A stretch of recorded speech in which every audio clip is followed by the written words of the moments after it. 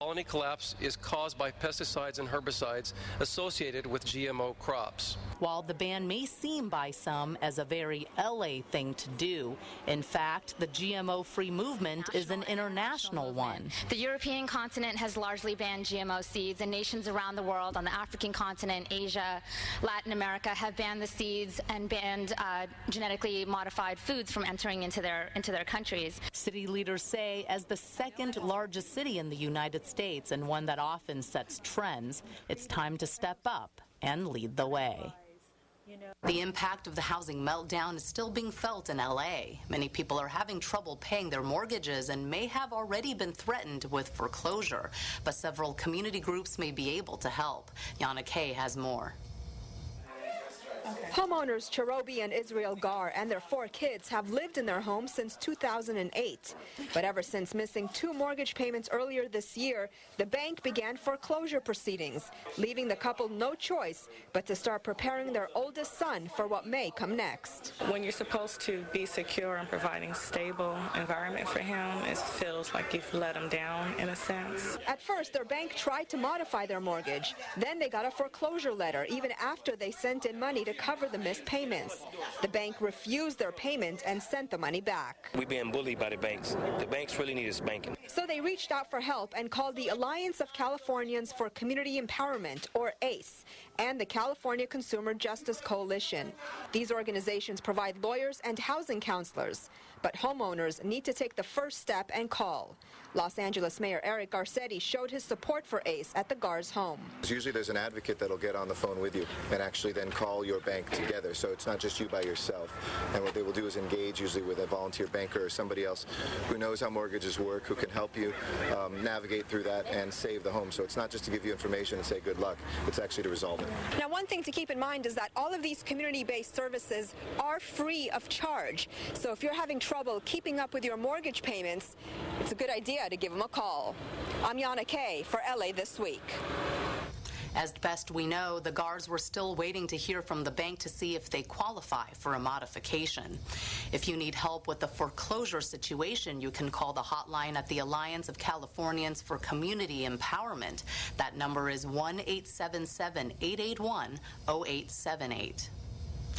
Over the past few years, Boyle Heights has seen $2 billion in public improvements. The work is continuing, this time in the form of new sidewalks. Anita Bennett reports. First Street in Boyle Heights is getting a major makeover. In the latest of a series of ongoing improvements, City Councilman Jose Huizar recently joined local business leaders and artists to break ground on a $12 million sidewalk improvement project. Councilman Huizar, who represents this neighborhood, says the upgrades are meant to make it easier to get to and from the Metro East Side Gold Line. We have plans to redo all the sidewalks and put in more benches, more bike-friendly usage of the streets. That means new green bike lanes, street lights, decorative sidewalks, and benches for residents to relax. You can see the changes here in yellow on these project renderings. While this project is expected to make a huge difference for the neighborhood over the long haul, in the short term, some business owners say they're taking a hit. Like before it's good, but now like 2 weeks ago, almost 2 weeks. Like maybe slow, no people around here. But I hope like after done better. Because all customers come back this way. The manager of this Mexican restaurant says she's also seen business slow down, especially among her disabled customers. Unfortunately, in our parking area, we have steps, and they can't come in. And here, of course, it's make a little bit difficult to come. Despite these temporary inconveniences, Councilman Huizar promises the changes will make a big difference in the long run. For the residents, it means a cleaner, safer neighborhood. It means that you could walk down and feel proud of your neighborhood. It means that you no longer have dangerous sidewalks. It means that you're going to encourage more pedestrian activity. And that's expected to eventually add up to improved fortunes. In Boyle Heights, I'm Anita Bennett for LA This Week.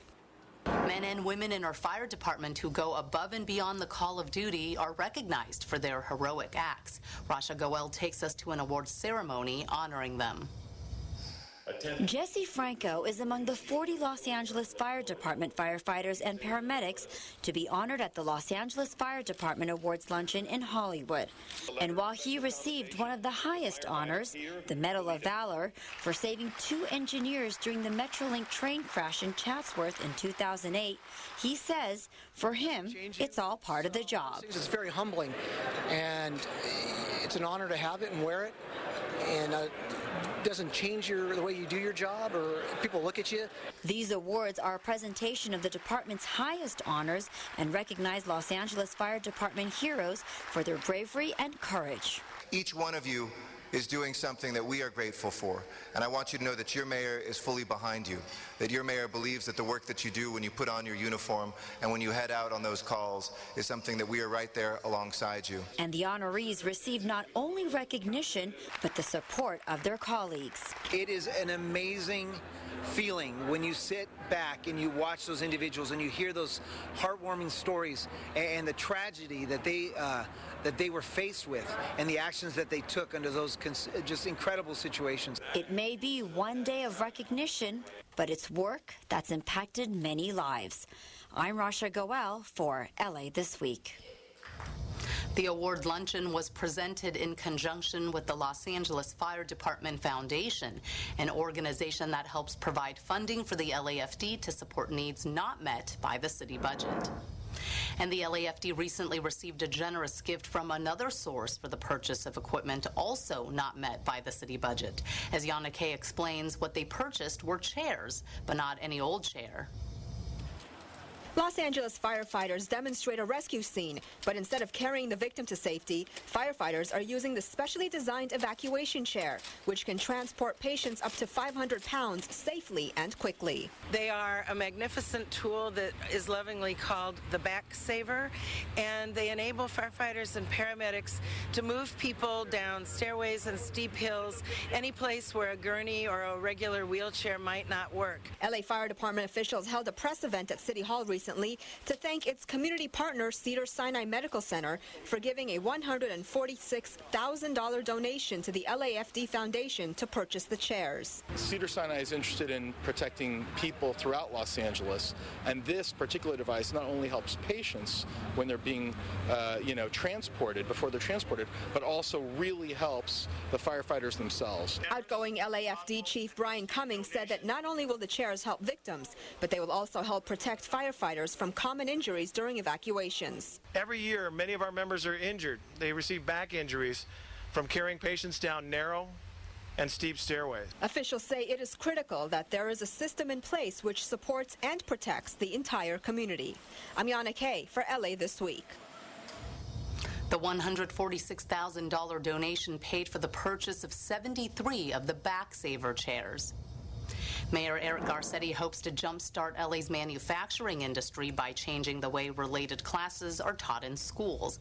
As Gil Reyes reports, the mayor pitched his plan at an industry trade show at the LA Convention Center. This device, called a flow water jet, cuts any surface into any shape you want to make virtually anything from vehicle parts to logos. But any way you slice it, LA's manufacturing industry has experienced a slump.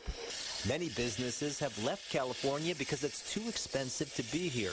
They certainly get a lot more tax credits and stuff by moving out of state, and I know some cabinet shops, some other manufacturing businesses that have just recently done that just because of the cost of doing business here. Also, many of the manufacturing jobs we do have are in emerging high-tech fields. Many job seekers haven't received the proper training to fill them.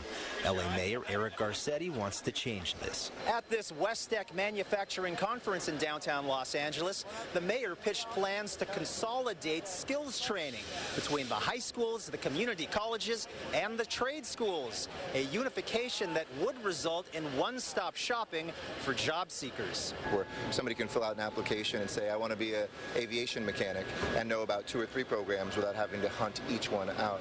But I also want to plant the seeds early on to get the skills in science, technology, engineering, arts, and math education. Garcetti says LA and and the nation are ready to dominate the industry again, with rising fuel and labor costs plaguing China, our main competitor.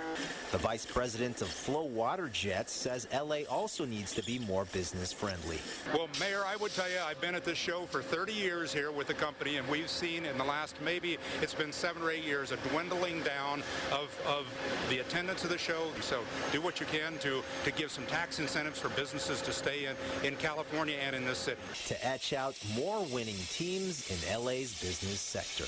In downtown LA, Gil Reyes for LA This Week. Though manufacturing jobs have declined in Los Angeles, the city still ranks third in the nation for manufacturing employment. Only New York and Houston rank higher.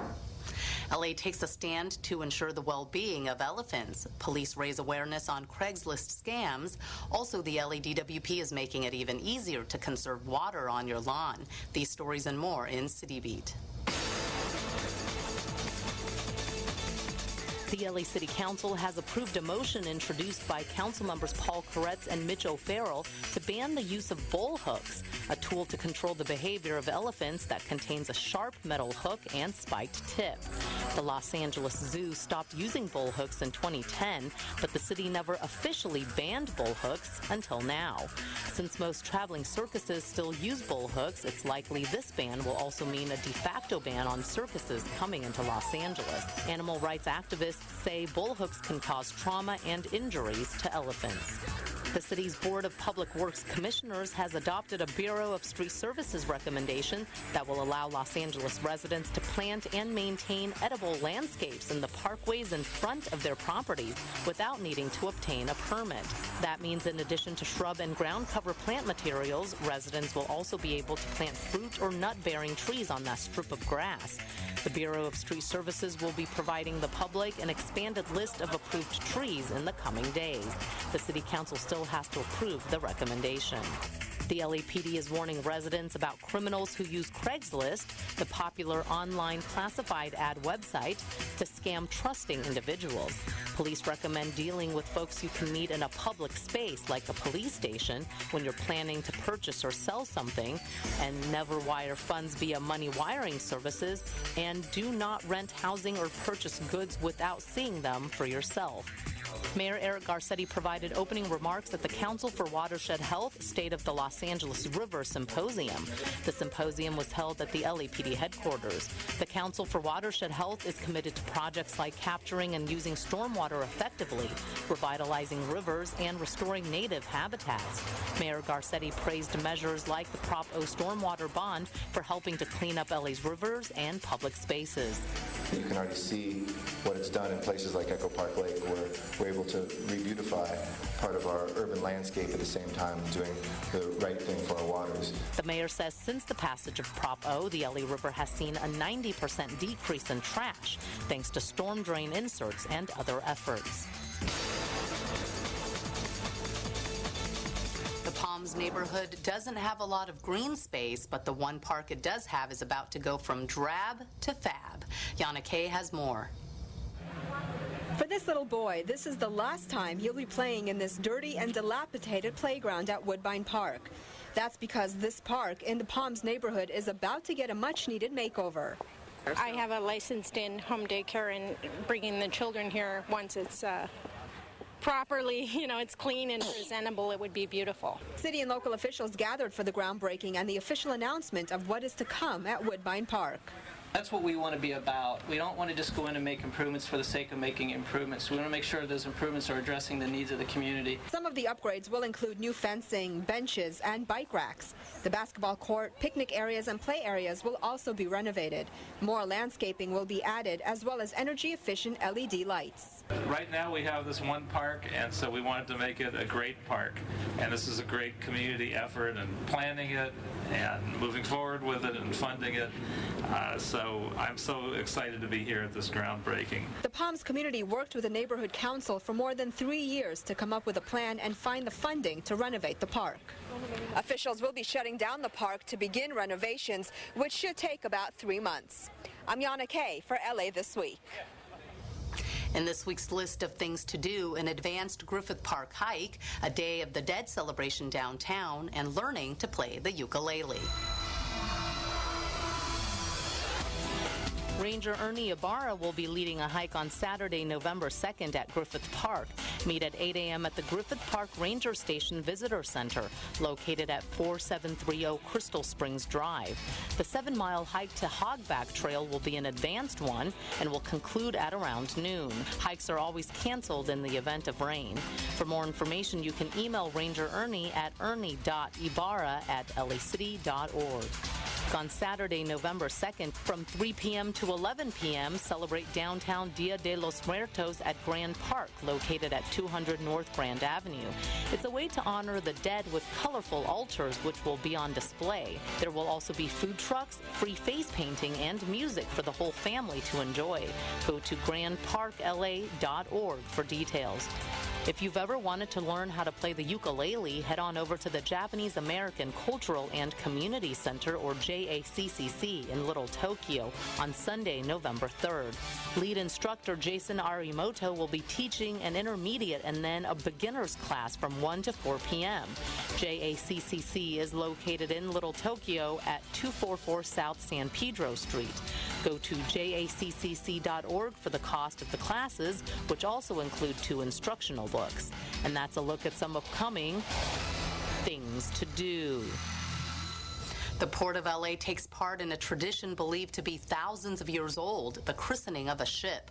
Brasha Goel not only emceed the special ceremony, she takes us up close for a look at APL Savannah. 1, 2, 3. There you go. Congratulations, APL and APL Savannah. This was the first time ever a ship was christened at the Port of Los Angeles, and I had the pleasure of emceeing the historic event. APL, a global transportation and logistics company that works out of the port, welcomed the latest addition to its global fleet with the naming of this 9,200 TEU, or 20-foot equivalent unit, container ship named the APL Savannah. When you look at the amount of freight that this will carry, this is one of the biggest ships ever constructed in the history of humanity. But more importantly, it represents jobs. Each one of those containers that's here, offloaded, is headed someplace in the United States of America. This is truly America's port. According to tradition, the christening was done with the breaking of a champagne bottle on the fleet. Port of LA Executive Director Geraldine Nat says the addition of APL Savannah to the port is a winning situation for the City of Angels. It means jobs, 3,500 construction jobs. It also means that with the investment the port's going to do, about 8,000 permanent jobs. So every time a steamship line like APL brings in a new ship like this, it means business for Los Angeles. APL Savannah is the largest vessel in the APL fleet to traverse the Trans-Pacific trade route between Asia and the U.S.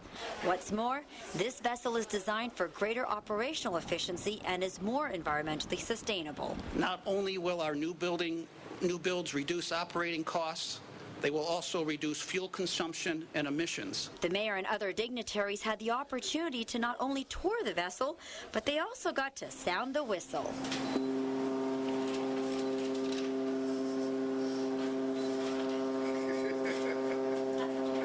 A sound off to a new beginning. I'm Rasha Goel for LA This Week. Jeannie Lavers, Director of International Transportation for Kohl's Department Stores, served as godmother for the APL Savannah and led the christening of the ship. That's going to do it for this edition. Thanks for joining us. I'm Ellen Chang. A reminder that you could catch us online at lacityview.org. You can also follow and like us on Facebook.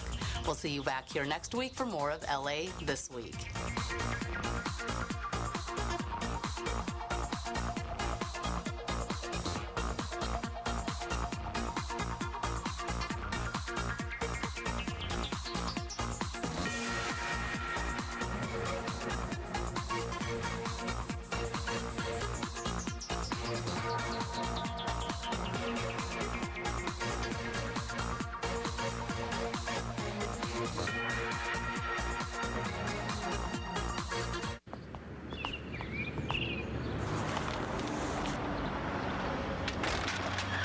Illegal dumping. Call 311, the toll-free number for non-emergency services. 311, your one call to City Hall. Parents, distinguished faculty, mom, dad.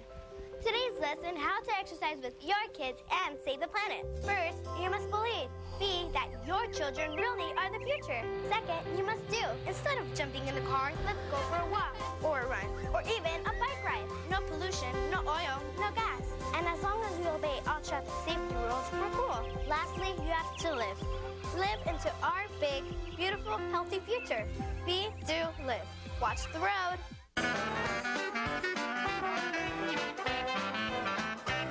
Hi, I'm Kevin from Chatsworth, offering you a taste of New Orleans since 1986.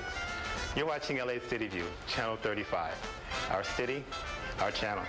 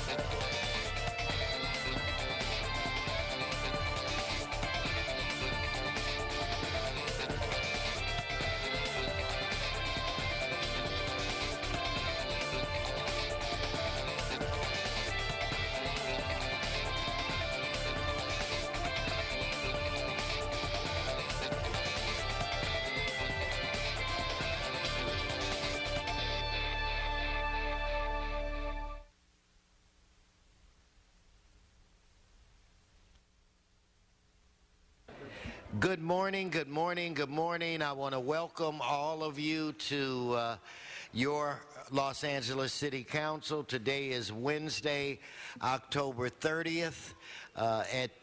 This council meets every Tuesday, Wednesday, and Friday at 10 a.m. The public is welcome. Mr. Clerk, could you please call the roll? Blumenfield, Bonham, Buscaino, Cedillo, Glunder, Fuentes, Huizar, Koretz, Krikorian, Labange, Martinez, O'Farrell, Parks, Price, Wesson. 10 members present and a quorum. Mr. President. First order of business. Approve of the minutes. Bonin moves. Buscaino seconds. Next. Mr. President, that brings us to commendatory resolutions for approval. Martinez moves. Labange seconds. That brings us where? Mr. President, before starting today's agenda, there is a request to continue item 5 to November 20th. Again, that's item 5 to November 20. Okay, without objection, that'll be the order. Very good, sir. Items 1 through 6 are items noticed for public hearing. We do have a card on item 1. Okay, let's hold item 1. Members on the other items? Okay, well, let's prepare to vote on that items. No one's on the queue. Let's open the roll, close the roll, tabulate the vote. 10 ayes.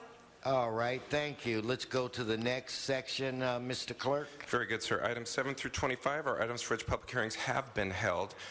For item 11, a public hearing was not satisfied in committee. However, that report has been circulated, and we do not have cards on that matter. Thank you for that information. So, members on 7 through 25, Mr. Huizar. Mr. President, items 7 through 11, I'd like to call special. Those are appointments to the City Planning Commission. Okay, so we'll hold those items. Do you have that, Mr. Clerk? Yes, sir, 7 through 11. Okay, Mr. Buscaino. Item 22, if you hold that on the desk, please. And we will. Thank you. For 22 for Mr. Buscaino. Let's prepare to vote on the remaining items. Let's open the roll, close the roll, tabulate the vote. 10 ayes. Okay, Mr. Clerk, that brings Mr. Huizar. Mr. President, on item number 13, I just want to say for the record that we requested the BOE to continue to discuss with Spilo, a business who property may be affected by the 6th Street Bridge, to continue to have some negotiations on that. So I know there was some concern last time. I just want to state that for the record. Thank you very much. Okay. And Mr. President, yes. For the record, on item 12, that ordinance will go over 1 week for a second read. I understand. Okay, that brings us where? Very good, sir. That brings us to items 26 through 46. They're items for which public hearings have not been held. 10 votes are required for consideration. Okay, so without objection, those items are now before us. Do I have cards on any of these items? Yes, sir, we do. We have cards on items 27, 28, 36, 37, 38, 39, 41 and 43. Say, let's hold those items. And now, members, any additional specials? Mr. Labange. Just a note, and I don't know if our city attorney, those are all street lighting matters. If they could, and if you have cards on each one, I don't know if you need a card on each. If you could consolidate it, that would be helpful to Public Works. I will discuss that with the city attorney and see if there's a way to expedite that. Okay, so... members, Mr. Price. Hold on. Okay, now I think we'll have to go back to that, Mr. Price, because we've already voted on it. So we'll reconsider it in a moment. Members, any more specials? Okay, let's prepare, Madam Clerk, to vote on the remaining items. Let's open the roll, close the roll, tabulate the vote. 10 ayes. And again, Mr. President, those ordinances will go over 1 week for a second read. Thank you. Let's go. And Mr. President, there's been a request to send item 45 forthwith. No, without objection. Forthwith on that I 45, right? Yes, sir. Okay. Now, what's next? I think we have a closed session. Correct. That's item 47. It's a matter scheduled for closed session. Would you like to hold it on the desk? I'm going to defer to Mr. Krikorian. Do you want to take a moment? Can we hold it on the desk, please? Yeah, no problem. All right, so that brings us where? We'll hold that item. That brings us where? Mr. President, that brings council back to presentations. Mr. Labange? Just one note is Mr. Weezer noted on one item there for the 6th Street Bridge. Great job, Mr. Weezer. On item number 3, on the what they call demand-based parking, this will not, repeat, not include technology of a loop at a meter zone. So if you do find the meter zone and the meter's still operational, it will not go back to zero. You'll find free parking for the moment that there's time on the meter from the previous driver. Technology doesn't change this. I just wanted to make that note. You can still, because there's a couple good days in Los Angeles, the weather, Mr. President, but also when you find a parking space and there's money on the meter and you can still park there. Just want to make that note. That's it. Thank you, Mr. Labange. Okay, let's, Mr. Clerk, vote for reconsideration of item 19. Mr. Price, that was your concern? Okay, so on item 19, let's open the roll, close the roll, tabulate the vote. 10 ayes. Okay, so now, Mr. Price, we're going to vote on the matter. Let's open the roll, close the roll, tabulate the vote. 8 ayes, 2 noes. Thank you. Mr. Krikorian, did I see you? Yes, Mr. President. Item 47 is settlement of an outstanding tax liability. Budget and Finance considered it, and it can be approved in open session. That's Budget and Finance's recommendation unless members have questions or concerns. Thank you, sir. Okay, do we have any cards on that item? No, sir. Okay, let's prepare to vote. If I may read the settlement. Go right ahead. In the case entitled U.S. Telepacific Corporation, there is a recommendation to accept $1.68 million as full settlement. Okay, let's prepare to vote on that. Let's open the roll, close the roll, tabulate the vote. 10 ayes. Okay, that should bring us back to presentations and other items on the agenda. Mr. Bonin, would you like to proceed? So at this time, we are giving the floor to Mike Bonin.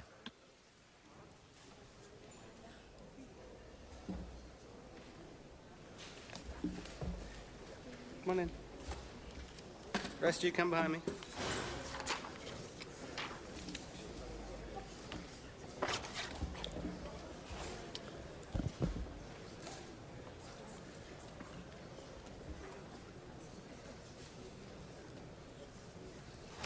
Thank you, Mr. President, and good morning, colleagues. This morning, I would like to honor and introduce you to an amazing young man. Sky, why don't you come up next to me? This is Sky Rosenzweig. He just turned 13 years old. He lives in Brentwood, and I'm bringing him here today because he did something on his own to improve his community and to improve public safety in Los Angeles, something that I'm actually trying to do on a broader scale. A few months ago, Sky visited Fire Station 19 in Brentwood, and he was getting the tour, and he asked the guys, "Where's your iPad on the truck?" And he discovered, to his horror, that they didn't have any.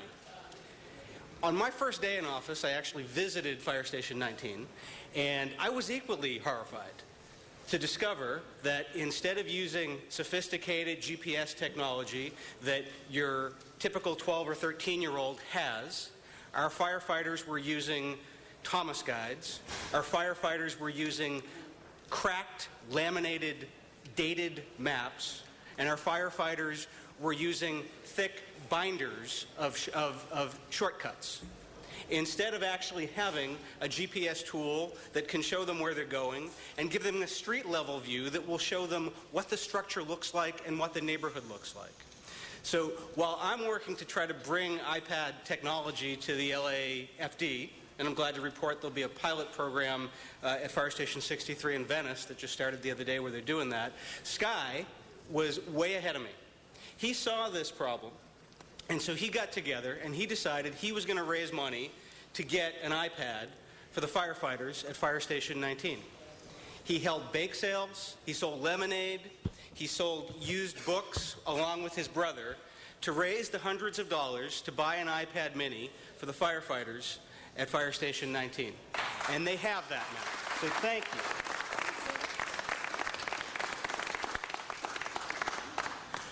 He's a remarkable kid. He just turned 13. He was 12 when he did it. He actually has his own foundation, right? Which I think is amazing. We were just talking about my trip to D.C. to try to get rail into the airport, and so I'm assigning him the fundraising for that project now, and so we can get it done more quickly. There's a number of people that I want to thank who helped make this happen.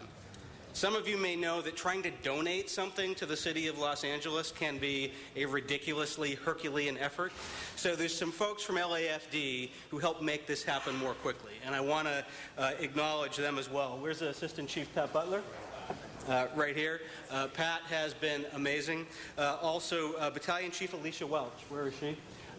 Particular kudos to her, because she was the commander a week or two ago when we had that horrible high-rise fire in Brentwood on Wilshire. So I want to thank you in particular for the work you and the brave men and women of LAFD did on that.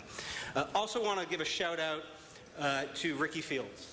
Ricky is a captain who works in Hollywood and has really been the agent of technological change in the department. He's the guy who's working with the brass and working with the Silicon Beach companies and trying to find ways to bring more technological tools to the department. And I really want to give him a shout out. He's a great guy. And there's a little guy sitting here on the floor, Jeff Hall from the Brentwood News, a great community reporter, and he's the one who brought Sky to my attention and said, hey, Bonin, it's great that you're doing this iPad stuff. I got a 13-year-old who's way ahead of you and doing it a lot faster. So, Sky, I want to thank you. I'm going to give you this certificate of recognition. Thank you. And would you like to say anything?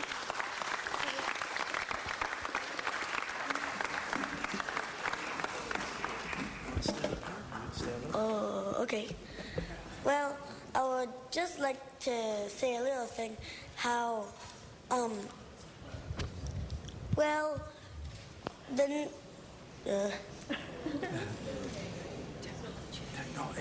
Technology?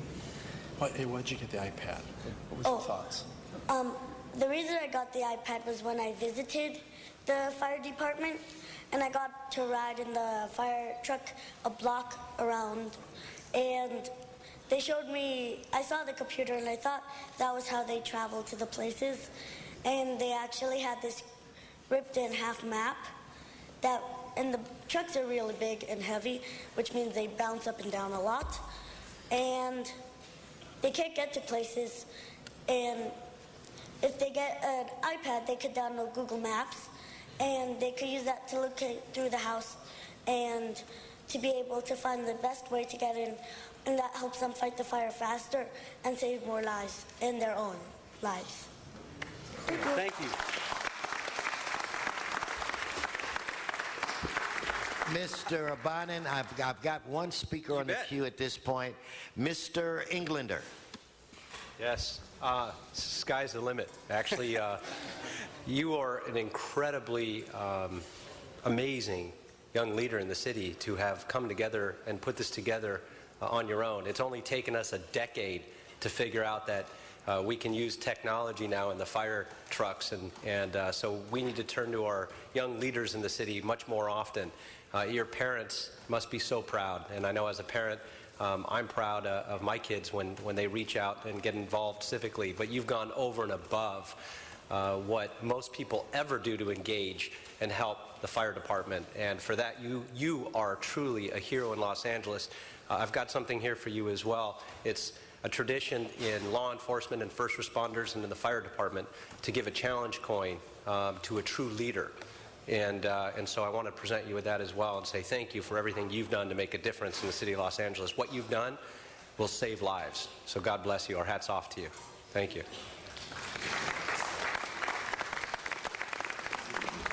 Thank you, Mr. Englander. I should note that today is a school day, and Sky actually went to school for 20 minutes before being excused to come here.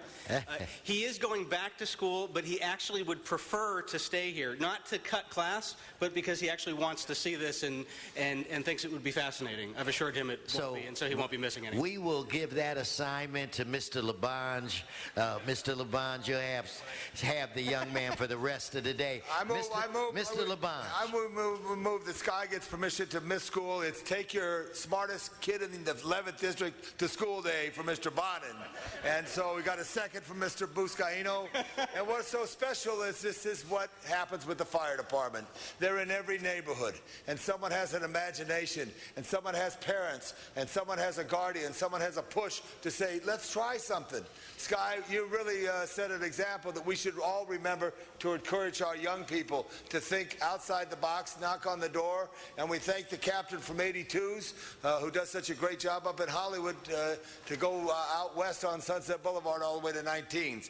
Now this is old school, Sky, but these are actual maps of our Olympic history, our sister cities, and the city, but I want you to have them because I want you to remember old school and new school.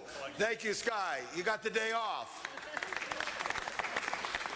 He'll digitize those maps and get them back to you. Anyway, thank you, Mr. Bonin, and congratulations.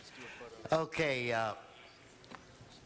Mr. Clerk, we want to go to item 38. I think that was held by cards. I'll wait a second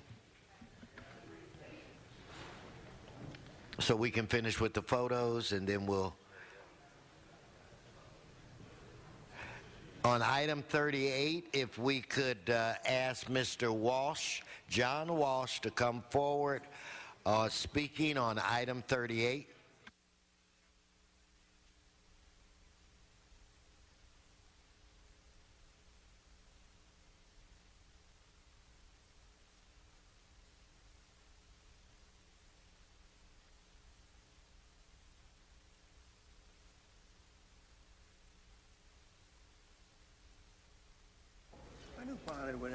If you'd clear the way so that our public I won't say that. comment speaker could come forward. Mr. Walsh. John Walsh, blogging at HollywoodHighlands.org. Come to our website. It's going through the roof. This is number 38. This concerns a company called Belkin. Now, this is the way, if you have a corporation, I want to help you people out here, and you have a bill, a tax bill, hire a lawyer for $10,000 or $15,000, or maybe, $3,000 or $4,000, and he will get you a refund. This is a refund to Belkin of $94,000. The city claims we made a mistake. We owe you $94,000. There's no checks and balances. If you give contributions to the right city councilman, you will be able to get a refund claim. Over the past year, millions of dollars in tax refund claims. HollywoodHighlands.org for the truth. Okay, thank you. Let me remind those of you in the audience to please submit your cards on time. Mr. Herman, I'm going to give you the benefit of the doubt. I have a card from you on this item. You have a stand here that I wish not to trip over, please? Please. Is there a problem there? Yes, sir. Thank you. Now come forward. Good morning, Los Angeles. And since today is Halloween, we will give you flexibility on the mask. Every day is Halloween. Great, great. John Walsh, HollywoodHighland.org. As Mr. Walsh mentioned, contributions, tax refunds, such wording, such appropriateness. But yes, LAPD does need more funding in order to protect you, we, the justice of us Americans. So I call out to you, Los Angeles, not to Gotham City in New York, but here in LA. As I read, let's approve the distribution of funds in the amount of $1.5 million for LAPD's RTFs and FYs. And if I don't get the opportunity in the moment to thank you for your precious moments there among the commissions of police, again, welcome back again. On the item, Mr. Herman. And so going forward, again, It's all justice, Herman. It's all justice. Okay, let's approve of this motion and consider that, again, public safety is a need in Los Angeles for tourists, people who enjoy us superheroes, who defeat the wrongdoers and those who misuse their local political positions here in the justice system. And I won't mention names as I conclude, Mr. Huizar. Let's prepare to vote on this item. Let's open the roll, close the roll, tabulate the vote. 10 ayes. Okay, we're going to move on to item 39, called special by one card. Mr. Walsh, you still? Yes, I see you in the back. Mr. Walsh, this is on item 39. If you please come forward.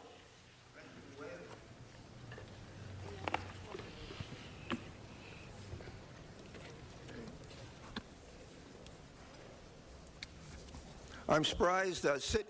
John Walsh, blogging at HollywoodHighlands.org, or just go to J. Walsh Confidential. Surprised you didn't comment on my Halloween costume, which I wear 365 days a year. You brought the subject up. Let's stay on Revenge this item. of the Zombie Nerds. Here I am in costume. Number 39, this concerns, he goes off the subject anytime he wants to. Okay, this is number 39. This is 38 and 39. This is the LAPD revolving training fund. We're all in favor of 38 and 39. Remember, we don't attack you until you're... We're on item 39, Mr. Walsh. I'm on 39. Okay. HollywoodHighlands.org. Okay, let's prepare to vote on this. Let's open the roll, close the roll, tabulate the vote. 10 ayes. Okay, at this time, Mr. Huizar, you want to bring up the commissioners? Yes, thank you, Mr. Let's President. bring them all up at one time. I think I have one public comment card, two maybe. So bring them up Sure. if they'd all come forward. These are items 7 through 11, and if I could ask John Mack, Robert Ahn, Richard Katz, Maria Cabildo, and Caroline Cho to please come up to the desk. And colleagues, these proposed commissioners are being proposed by the mayor to... You know what, Mr. Huizar, why don't we get the public comment out of the way, and then you can introduce everyone. We have two cards. Mr. Akala, Juan Akala, I thought I saw you earlier. Juan, hurry up, come to the podium. Okay, Mr. Akala passes. Thank you, sir. Mr. Sachs.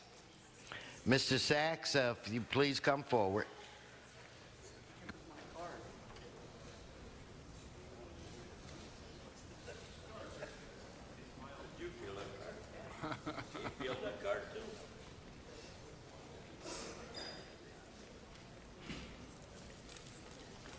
Good morning. Thank you, Arnold Sachs. And it's nice to have the hearing in front of the council chambers for these appointees to the Planning Commission like 2 months after they've been appointed by the mayor. So what was the holdup? But when they're doing this planning, now we just had an item before the city council from Councilman Koretz regarding quote-unquote Mansonization, where people are building these large homes in single residence neighborhoods. Yet in Hollywood and in West LA, they're building 30-story towers where they're outside, quote unquote, the feel of the neighborhood. So when does public perception and public input help to sway a vote in the Planning Commission? We have Mansonization in residential areas. If somebody bought 3 lots and they wanted to build a high-rise 10 stories, well, you know, that would be, what, okay? Because you're saying the same thing in Hollywood, that those 30-story buildings and the 35-story buildings that they're building and the West LA, where they're building a 16-story tower for Metro. It's part of the transit-oriented development, which is another story altogether. Where does the public input come in? Where does the public have a voice in this? And the part also to be acknowledged here is when you talked about this AEG and the stadium, the state legislation that was signed by Jerry Brown included two bills. One for allowing AEG to continue. Thanks, Arnold. Thank you, Mr. Sachs. Thank you, Mr. Sachs. All right. Mr. Huizar, back to you. Thank you, Mr. President. As I was saying, these individuals are being proposed for the Citywide Planning Commission, and as we all know how important this commission is with respect to setting the quality of life for neighborhoods and the city as a whole. We heard their testimony in the Planning, Land Use and Management Committee, and we are quite impressed collectively with the group of individuals proposed by our mayor. They all bring different perspectives, sometimes the same perspectives, but collectively I think this is really a very impressive group that I think will help lead this commission and this city in the right direction with respect to planning. So if I could start this off and ask Mr. Katz happens to be closest to me, so let me start here. Just ask each person to introduce yourselves, say a little bit about yourselves and your interest in serving on this commission, and then we'll open up for questions or comments from our colleagues, Mr. President. Thank you, Councilman Huizar, and Mr. President, council members. I appreciate the opportunity to be here. I appreciate the appointment by Mayor Garcetti.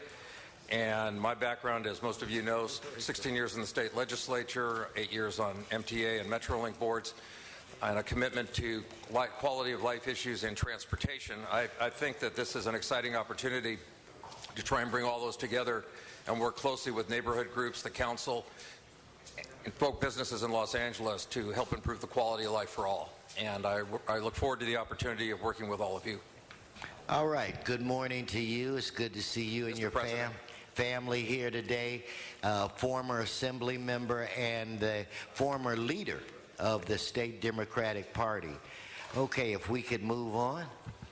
Good morning. Thank you, Councilmember Huizar, Mr. President, and all the council members here present today. My name is Caroline Cho, and I have been working as an investor primarily in real estate, also investing in local companies in the Los Angeles area.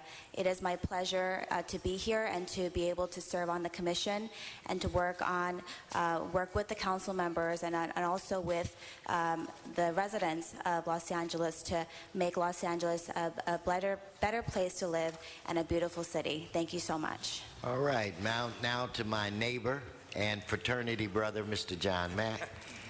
Thank you, President Weston, Mr. Huizar, members of the council. I'm also privileged to have been appointed by Mayor Garcetti and to stand before you this morning for a possible appointment to the Planning Commission.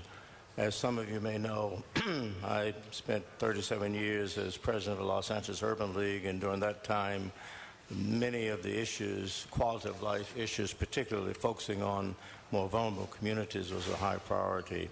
And of course, the past 8 years as a member of the Police Commission. So I see this as an opportunity to make sure that as the planning process goes on, it's not going to be a cookie-cutter approach, but it will be an approach that's going to be sensitive to the needs and priorities of the various diverse communities of the city of Los Angeles. Thank you. Next. Hello, my name is Maria Cabildo, and thank you, Councilman Huizar, President Weston, and the whole council. I am born and raised on the east side of Los Angeles, and I've dedicated my life to a life of service. And I've served my community through the development of quality, affordable housing and the revitalization of a neighborhood that I care deeply about. I've been lucky enough to be able to build over 1,000 units of housing, and that's meant that I've been able to give children their own room for the first time and create other opportunities for families. And I'd like to work with the council and with fellow commissioners to create opportunities for families and to really create a truly sustainable city that works for everybody. I think a city has to have a place for all the members of the community, not only those that are extremely affluent. And I think that there's an opportunity here to plan a city where everybody can live, work, and play regardless of their economic means. Thank you. And as you slide the microphone to a young activist, Robert Arn, that does a lot of work in the community that I represent. His father is here, James, the president of PAVA, which is an organization that does good work throughout the county of Los Angeles.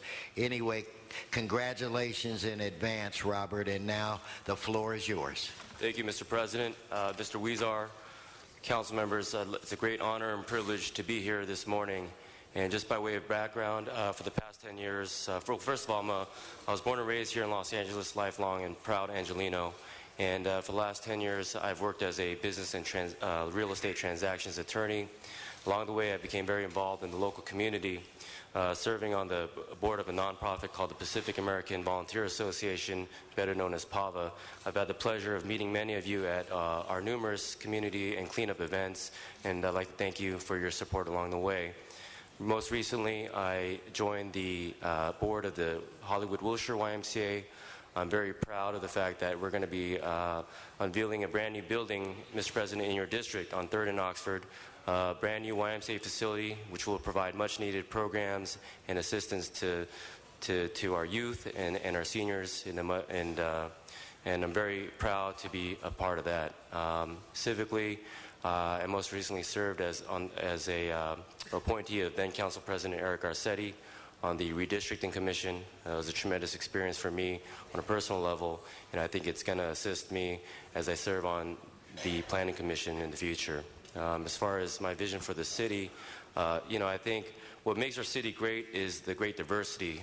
Even within your districts, from neighborhood to neighborhood, there are distinct and unique characteristics. And I think our job is not to necessarily change that, but to respect those neighborhoods, maintain the character, but also to improve upon that and put us on a path for sustained, smart, and strategic growth. Thank you.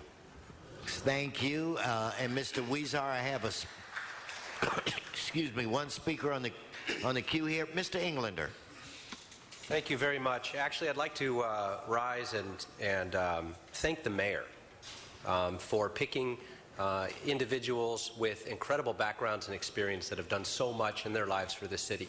And, Carolyn, Robert, Maria, look forward to working with you. And, John, I've known you for many years. Richard has been a mentor to me, more like a grandfather to me. And, but the important thing is that we've got a volunteer citizen panel with incredible history in the city that has done so much. We had the opportunity of going through all of their resumes and bringing them through committee. And just knowing them is one thing, but not even realizing what each individual has done in this city and seeing it on paper is really remarkable. And it's truly one of the most important commissions as well, because it affects all of our communities. It affects preserving and protecting, as you said, the character of those neighborhoods. And oftentimes it's very challenging. And there's a lot of stakeholders, and everyone has an opinion when it comes to what's happening on their block and their community. And so I know I couldn't be more pleased with this panel. But the most important thing is family. So wanted to see if you guys have your family here. I know, Richard, I see Wendy and Mitchell here as well. If you've got family here, make sure they stand up, be recognized, because at the end of the day, that's what it's really all about, is protecting our communities and making sure that we protect our families as well. So, thank you. Okay, Mr. Labange. Very much. I want to say the city of Los Angeles is a city of great neighborhoods. And in the planning era that we have here, we look at all of our city and the impacts that it has had and the positive. Just this Tuesday coming up, I believe, right, Ms. Yancey? Water Power celebrates the centennial of bringing water. Without water, the city doesn't grow. But the neighborhoods, and really, when you look at the water factor, Mr. Katz is a great historian. You look at the water factor, it brought the city together. Hollywood was a separate city, San Pedro separate city, Venice, all this brought together. But it's a city of great neighborhoods. And the challenge the planning department has is to see to the future, but yet preserve the present where people like the present. Neighborhoods are very, very special. Mr. Garcetti has a great streets initiative. I think that's very good to look at that, to create streets. And I want to congratulate you, Mr. Weezar, for your work and others on York Boulevard, which is part of your district. And the transformation is the hottest street in the country, or the world, if not, by magazine Conté Nast, I believe. Public safety is so important. To have John Mack in the middle, that makes it happen. To have Richard Cowitz on the right flank, that makes it happen. From transportation, your others' experience, your passion for people, Commissioner, and growing up on Boyle Heights and then going away to college and school, all that you've learned, you've taken to try to help and fight and inspire for others. So remember the neighborhoods. That's the key. I know there's a conversation, and look back a little bit of the history when there was Prop U, which downzoned much of Los Angeles. You're a big transit man, Mr. Katz, and you know what transit means. Even right now, the people are fearful in a way, but I'm trying to be complimentary in a way of the western expansion of the subway and what it will bring as far as development in the portals of those station stops, etc. So there's a lot of work out there for you to do, listening to people, go from your experiences, but know that people love their neighborhoods, from San Pedro to Chatsworth, from Boyle Heights to Venice, and try to duplicate that, and planning is a key. So I thank you for your service to the mayor, and Mr. Garcetti, and all of us in the Planning Commission. And thank the planning officers who are out there. They've just developed, John, you'll like this, you know, the Senior Lead Program under Mr. LeGrand's leadership. They have the Senior Lead Planners, second department, to do this, so the community knows who to call, and they don't get the City Hall shuffle when they call City Hall. You know the City Hall shuffle, don't you? Thank you. Mr. Krikorian. Thank you, Mr. President. I want to join Mr. Englander in congratulating the mayor on 5 extraordinarily talented and capable commission appointees. And I'm just as excited as I can be about the future of the Planning Commission when I see these appointees before us. And my constituent and longtime friend, Richard Katz, we have, I believe, the leading expert on transportation policy making in the state of California, and I'm honored to be able to be your successor on the MTA board, and I think you're going to be a tremendous addition. In Caroline Cho, we have a business person, an entrepreneur, an investor in real estate who understands the way planning is such an important engine for the economic growth of this city and has a real vision for our future. Of course, in John Mack, we have a legendary civil rights leader as the longtime president of the Urban League, and such a strong leader of this city in his so many positions, but particularly as president of our police commission. And in Ms. Cabildo, we have one of the leading builders of communities and affordable housing through your work with ELAC and Community of Friends.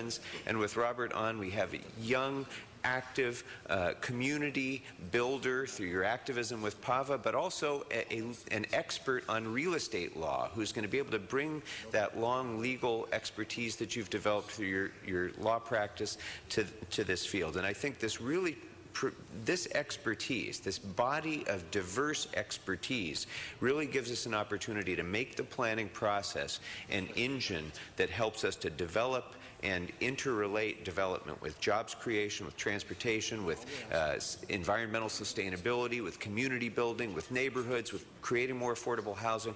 All of these things are going to be the product of our planning process thanks to these appointees. So I want to congratulate all of you, both for your appointment, but also for the body of work that all of you have developed throughout your careers that you're going to bring to this task.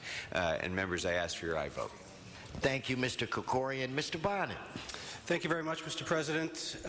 Congratulations. Good to see all of you here today. I agree with Mr. Krikorian. The mayor has made some exceptional choices. But I do have a couple questions. Probably about 50% of the stuff that you're going to deal with will come from either my district or Mr. Koretz's district. There's just where the bulk of the development is. One of the big buzzwords in planning right now is TOD, transit-oriented development. Everybody is talking about the importance of building density along transit stops or transit corridors. My feeling is that just building something adjacent to transit doesn't make it transit-oriented or transit-serving or transit-promoting or transit-integrated. I'd like to ask you what you think transit-oriented as opposed to adjacent development is. What does that mean to you? And you probably have the head start on the knowledge base, so we'll start with Mr. Katz. Councilman, thank you very much. I think when I think of transit-oriented development, I think of something that serves multiple purposes, not just in terms of the mixed use of the development, but also as a transit solution, a potential job solution, and a neighborhood solution, but they all have to be integrated together. It can't be done in isolation.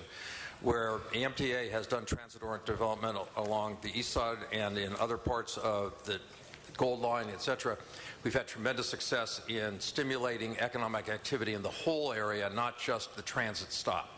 And that's part of the purpose. I think, but we have to do it in cooperation with the neighborhood. It's not something where we can come in and just drop something in and expect it to work. It's a collaborative effort, but I think it's got the opportunity to do a lot of things in the right places, and not every place is the right place. Thank you, Councilmember Bonin.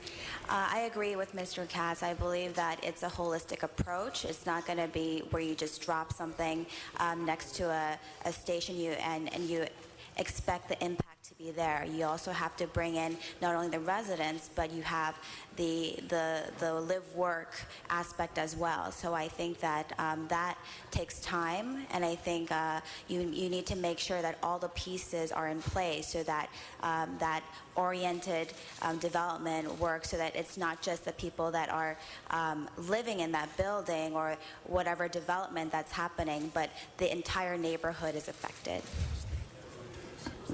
I agree with the two of them.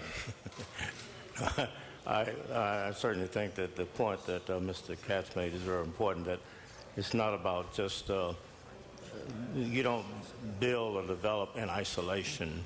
I think that it has to be an integrated approach, certainly taking into account the needs and the priorities of a given community, a given area, and make sure that the businesses are going to have a relevance, to the needs of the respective areas that, where the transportation is taking place, but it must be done in a coherent way.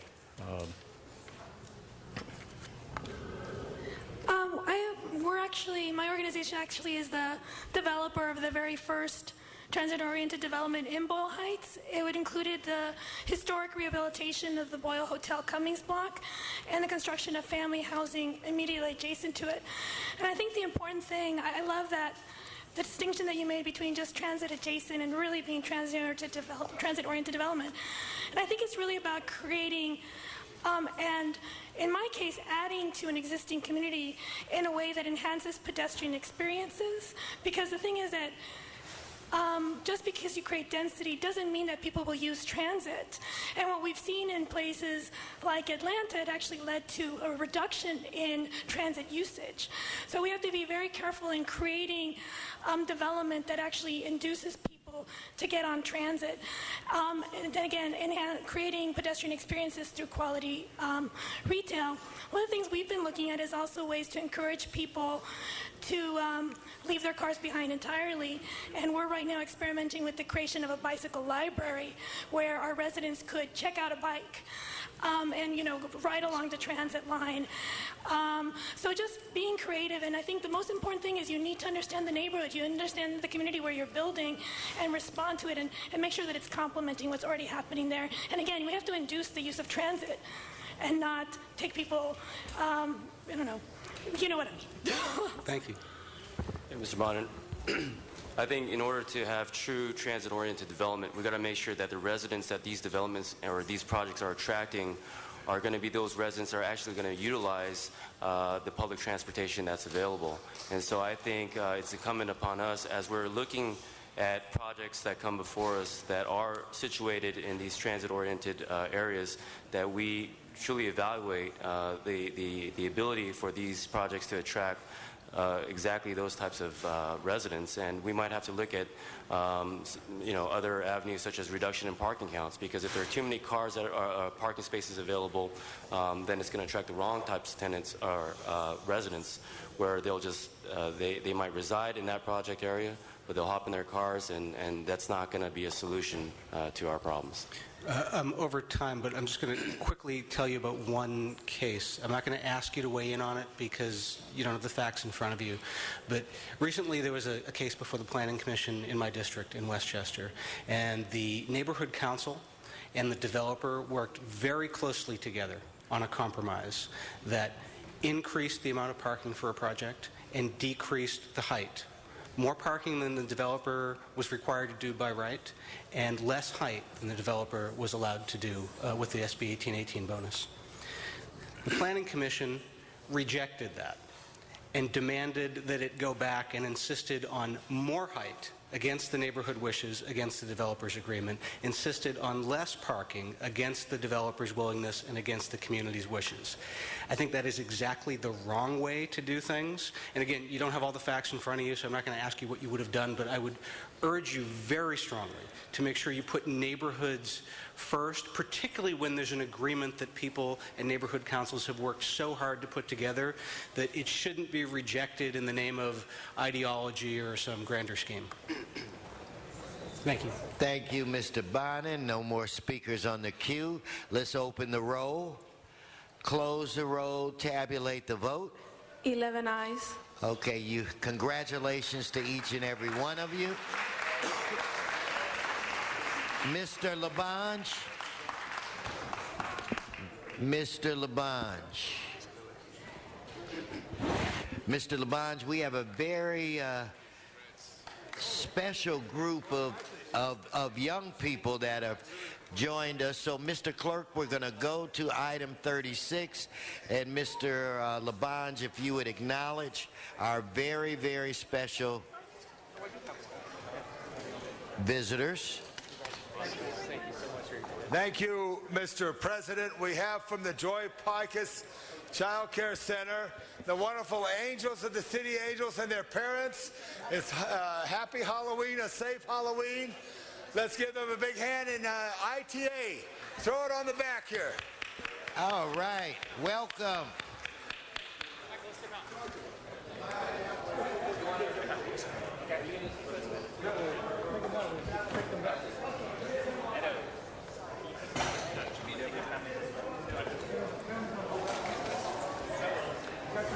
Hey, Marco. Bring the kids from here. Okay, as we proceed with item, Mr. Labange, as we proceed with item 36, I know Mr. Koretz, you wanted to say something, right. But why don't we take the general public comment first? We will, right now. No, go on, Mr. Labange. Mr. President, I just wanted the camera shot. I want to get out of the camera shot. Get these beautiful children for Halloween. Give it one shot. They are delightful. Thank you guys for visiting us.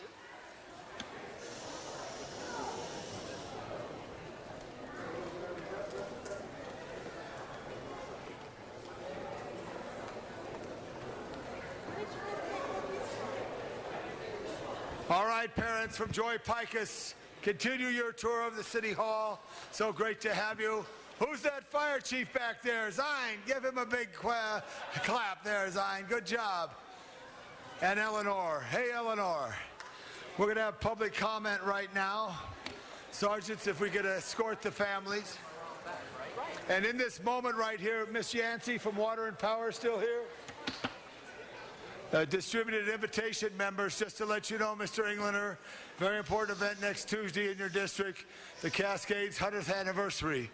There's a bag for everyone, and they're all invited, but please consult with the city clerk's office and Mr. Wesson's office. So as we transform our beautiful visitors as they exit,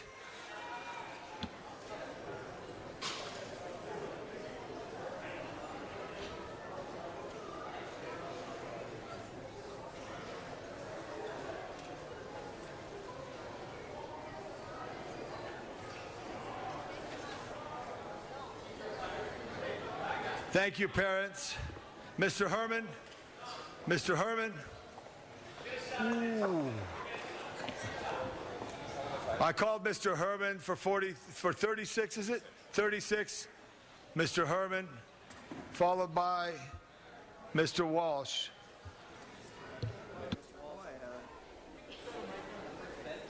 Mr. Walsh. John Walsh, blogging at Hollywood Highlands, HIGHLANDS.org.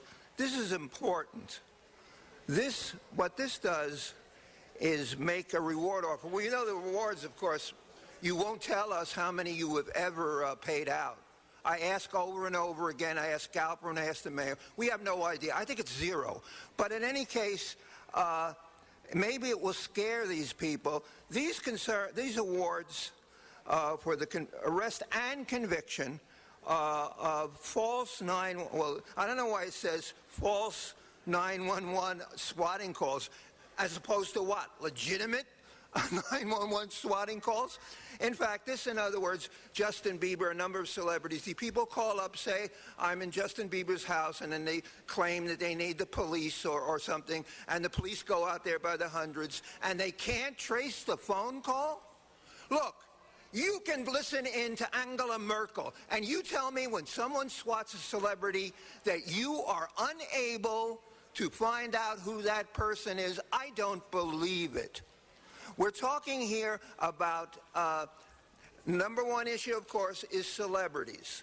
And you can't swat a regular person. In other words, if someone calls up and says they're John Walsh and he's being held prisoner in his home, of course, the LAPD says, good, shoot him in the head.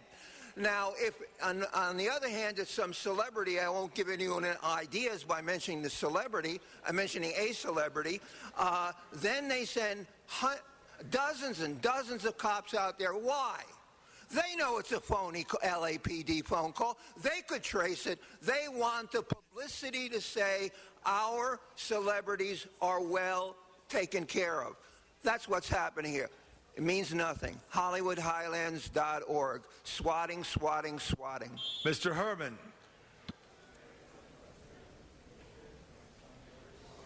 Some people may be asking, why are we here?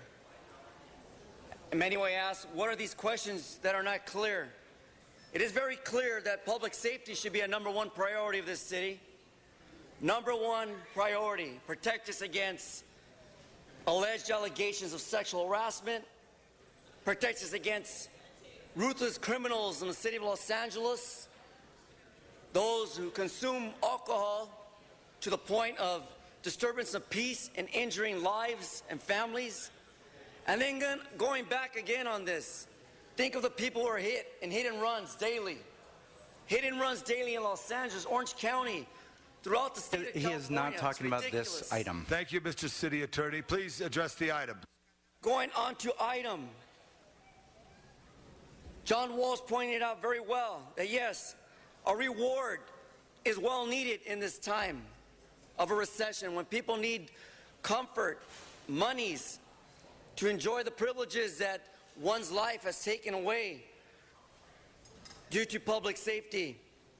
Without safety in this city, we would have more allegations and problems going on. And so, to a fact and matter, we need the response of 911 at all times. And any person, you out there, please stay off the 911. All right, Mr. City Attorney has ruled. Mr. Herman, you're done, unless you're going to address the issue. Thank you. Juan, your turn, Mr. Juan. Thank you. That completes the public comments. Mr. Koretz. Thank you, Mr. President. This is an issue that has been not only a nuisance, but a serious danger, because you actually have response from police and fire and guns drawn. And the folks that are doing this are pretty aggressive about it. When Ted Lieu introduced his legislation, the next day he was swatted, and the police knocked down his door, and he was not there, but his family was there and scared the hell out of him. Now, ironically, which I don't think my council colleagues know, the day after I introduced my legislation, I was swatted, and it was shots fired at Magic Johnson's house. Now, I don't know that anyone would confuse my apartment unit with Magic Johnson, but 3 pieces of fire equipment, multiple police, guns drawn, me alone at home about to step into the shower, and LAPD comes knocking at my door. We've heard guns, that there's been shots fired, let us in right away. So I hold up my council badge and I say, I'm sorry I'm not letting you in while I'm naked. And I'm a council member, and I know exactly what this is. I just introduced the anti-swatting legislation, and these guys are going after me. They were very insistent on me letting them in, so I took a couple seconds, got dressed, let them in. 2 minutes later, they were back. They had received another call. We were holding somebody hostage in a closet, and so they came back in and looked around. At that point, I called Charlie back and said, "Could you please ask your officers to leave? Nobody's been shot. Nobody's being held hostage." But this is an aggressive group of people, and I think we do need to respond to this kind of thing. Somebody could have easily been shot, and I was taken off guard. I was a little bit resistant. I didn't open the door immediately while I was naked, as they would have wanted. They said, "Look, we've seen everything. Open the door." Something will eventually go wrong if we don't nip this practice in the bud, and so I ask your aye vote to help on this difficult issue. Very good. No other speakers on the queue. This is so important, as you know, because they do go red lights and sirens through the city streets. All that challenge, not just at the location where there is this call, but the red lights and sirens always pulled to the right. Mr. Clerk, let's open the roll, close the roll, tabulate the vote. 11 ayes. 11 ayes. And, Mr. President, the ordinance will go over 1 week for a second read. 1 week for a second read. Mr. Krikorian. Thank you, Mr. President. Forthwith on number 47. Forthwith on 47. Next good, item, sir. Mr. Clerk. That brings us to item number 1, called Special for Cards. John Walsh. Thank you, Mr. Walsh. Juan Alcala. Juan. Number 1, please. Followed by Mr. Herman. Building and Safety Department report and confirmation of lien for 1247 East 104th Street, $2,000 and some dollars. Again, the city should not have any business in real estate. The people should be the ones running real estate. And everyone should have a copy of the Daily News here as to how terrible the real estate market is everywhere. So we should find a new way to do real estate, because greediness is leading us to all these problems where people do not care about the houses they live in, where landlords don't even care to fix the houses because they're making money. That's all they're after. As little as I can do to the house, as little as I can do to the place, the more money I keep. So the whole system is upside down. We should start by providing a home for everyone and work the other way around. A basic home for everybody. Mr. Herman, you have 1 minute left. Please. In case of examples of liens, the city, the county might put a tax lien on your property. So the city, the county did, and what the effects of improper taxing. So if you need to borrow against or sell it, which is your home, if you're a homeowner, as a result, you'll never pay them.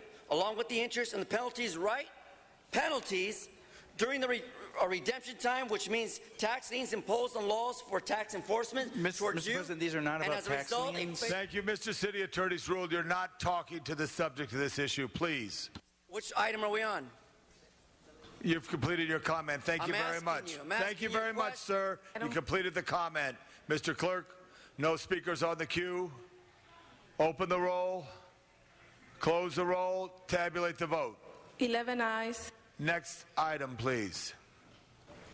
Mr. President, that brings us to item 22, called special for Councilmember Buscaino. Mr. Buscaino. Thank you, Mr. President. As we've talked about numerous times here, colleagues, City of Los Angeles has taken the lead on changing the culture when it comes to hit-and-run crimes. We have made a stand that we will treat all hit-and-runs as crimes. Remember, when accidents happen, if you run, you're a criminal, and we must do everything we can to make sure it's treated as such.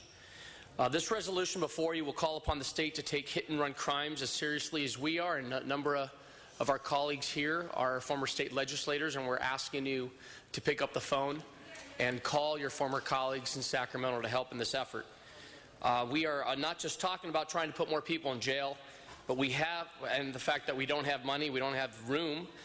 Let's talk about putting hit-and-run crimes on the same level as DUI offenses. Leaving the scene of an accident, you've heard me say this, and other colleagues have said this, leaving the scene of an accident or a vehicular homicide should not be an option, and we should encourage the state to do all it can in its power to make it as painful as possible should you flee the scene of an accident because you don't want to face the consequences of your actions. I strongly ask for your aye vote in moving this forward and sending a message to Sacramento that we need to do more. Thank you. Thank you, Mr. Buscaino. Good work on this. No speakers on the queue. Open the roll. Close the roll. Tabulate the vote. 11 ayes. Forthwith on that matter. Thank you very much. Next item, Mr. Clerk. Mr. President, that brings us to item 27, called special for cards. Juan Acala. Oh, he shaved. Take this one. Well, the hit-and-run thing was like, why are you selling more alcohol if you don't want people to hit and run? You make the penalty so big that nobody wants to stay. This place is looking more like Mexico every day. Over there, it's better to hit and run. This is about street lighting, Mr. Acala. Well, that completes your comment. Mr. Sachs, Arnold Sachs.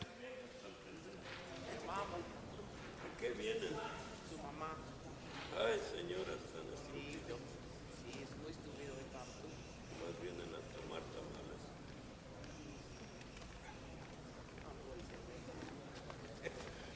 Yes, thank you. Good morning again, Arnold Sachs. And again, it's a language thing. Items 26 through 34 are for maintenance for street lighting districts. An assessment fee for the maintenance operation for the street lighting districts will be assessed against property owners. Items 2 through 6 are for improvement and maintenance of street lighting districts. A second vote. Now, when property becomes improved, in addition to the maintenance, when property becomes improved, it's reassessed as a tax value. So when these items are, like items 2 through 6, include the maintenance and improvement. Now, you have a maintenance fee for items 26 through 34, but you don't have a maintenance and improvement fee for the lighting districts when you put them on the ballot. You're not telling the people what they're actually voting for. They're not actually voting. They're not getting an opportunity to vote for improvement. That completes the comment on this matter. It's open the roll. Close the roll. Tabulate the vote. 11 ayes. Next item, please. Item 28, called special for cards. Mr. Walsh, street lighting.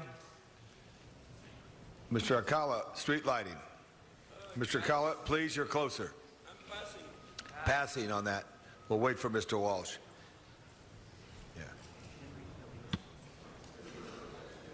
Yeah. And don't run, John. Don't run. I want to introduce Los Angeles City College. Professor Henry Hillis. Stand up, Cubs. Give them a big hand.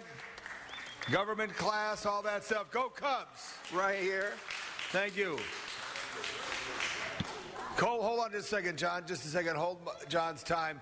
Did you come down on the subway? Yeah. Great job. Good job. Okay. Mr. Walt. This is agenda item 20. Don't worry about me falling. But you did have someone last Wednesday fall in a bloodbath over here, which you never mentioned. But you're doing a good job, Councilman Labange. Okay, this concerns street lighting at Melrose Avenue and Gramercy Place. I think that's in, I'm not sure. My district, if it's north side. Mr. Labange does an excellent job in street lighting. I want anyone to go to Highland Park. I get scared in Highland Park anytime I go off the main drag. But we're in Hollywood, John. You got to talk about Hollywood street lighting. The point I'm making is that other parts of the city have terrible street lighting. But thanks to Mr. Labange, in Hollywood, we have excellent side street lighting. Watch out when you're in Highland Park because these criminals hide in the dark. And in Hollywood, it's well lit. HollywoodHighlands.org. That's Mr. O'Farrell's District 2, and all members are good on street lighting. They work hard on it. Thank Ed Aberamian, who does such a great job. No other speakers. Open the roll. Close the roll. Tabulate the vote. 11 ayes. And, Mr. President, the ORD, for that matter, as well as the previous matter, item 27, will go over 1 week for a second read. Thank you very much. Next item. Very good, sir. That brings us to item 37, called Special for Cards. Arnold Sachs. Thank you, Mr. Sachs. Mr. Akala, Ms. Juan Akala, Juan, followed by Mr. Herman. Yes, once again, it seems like we are having to penalize people for not taking care of the housing. Well, once again, when you do housing for profit, what do you get? You get people that only care about profit. They don't care about the tenants. They don't care about the house that they are making money out of. You need to change, we need to change the real estate laws so everybody has a basic home. Got to speak to this issue, sir. Yeah, the issue is when you own the place, you take better care of it. But you're not allowing people to have a place because your fees, all those ordinances that you put to prevent people from affording a home. If you're a landlord, if you own your own place, you take better care of it, and you don't have all this landlord-tenant BS. Everybody deserves to have a place to live on this earth. I don't care if you go to heaven or hell. That's up to you. Mr. Herman, you're out of time. Thank you. We'll note your card and put it in the file. No other speakers on the queue. Let's open the roll, close the roll, tabulate the vote. 11 ayes. Next item, Mr. Koretz. I'd just like to ask that item 42 go forthwith. So ordered. Mr. Clerk. Very good, sir. That brings us to item 41, called Special for Cards. Mr. Walsh. Pass. Thank you, Mr. Walsh. Juan Akala. And Mr. Walsh, I've been informed by the clerk you're out of time.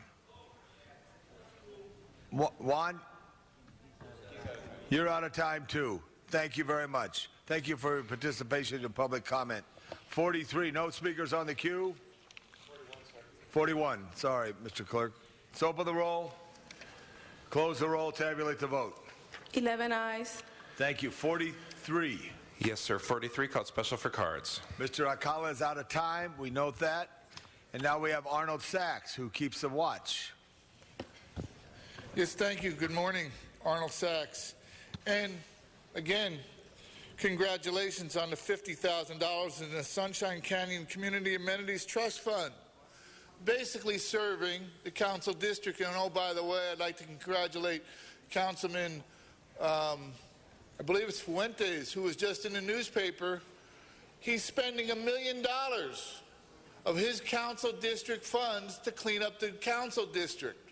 Congratulations. Not talking about this item. It's on Community Amenity Trust Funds, which is a council fund. It's a council district fund, and I just congratulate him. So the rest of the council members, the other 14 council members, That's $14 million. Let's see your plans for $1 million each. You got to have it. Maybe you're not getting Sunshine Canyon Amenity Trust Funds, but maybe you're getting Bus Bench Amenity Trust Funds.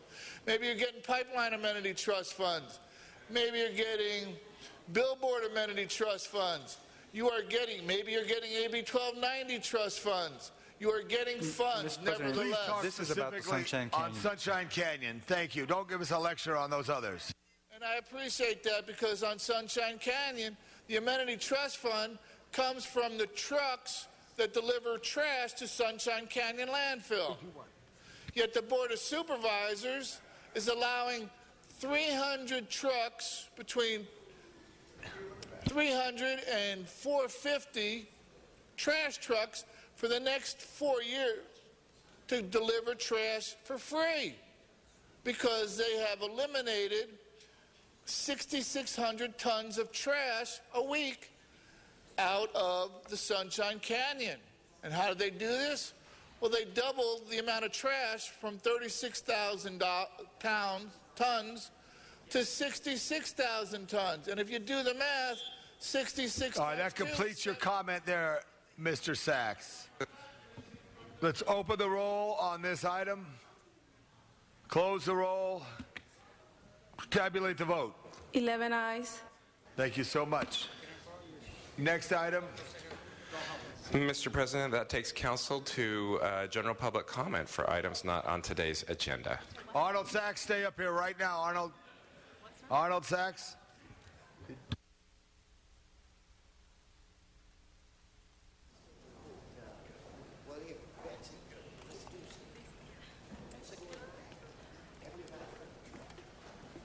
Yes, thank you again, Arnold Sachs. And I would have liked to have been here yesterday, but there was a real big meeting at the County Board of Supervisors. Anyway, there was an item on your agenda yesterday regarding the issuance of $380 million in water system revenue bonds. And what was really interesting about it is it mentions the debt service payment of $28.6 million a year, but it doesn't tell you how many years you're going to be paying that debt. Conversely, back in March 15th of 2013, Councilman Parks asked one of the financial advisors that the city issue $227 million,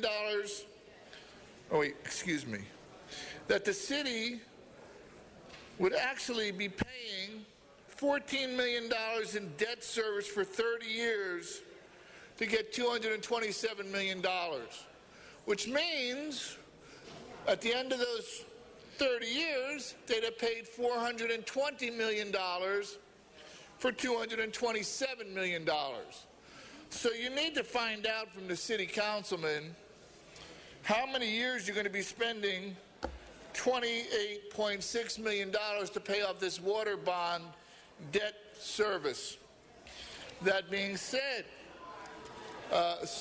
Councilman Bonnet had a meeting regarding LAX, a productive meeting with the council, with the County Board of Supervisors, with LAWA, with the government, whoever. And the productive part of that, they moved the gap from the south end of the airport at Aviation and Imperial Highway to the north end of the airport. Metro has no money to fill that gap in. So where is going on? What is going on? 25 years and they still haven't connected the airport. We got some winners.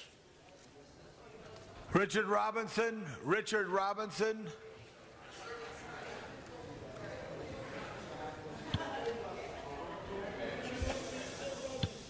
Don't run, Mr. Robinson. You might trip and hurt yourself.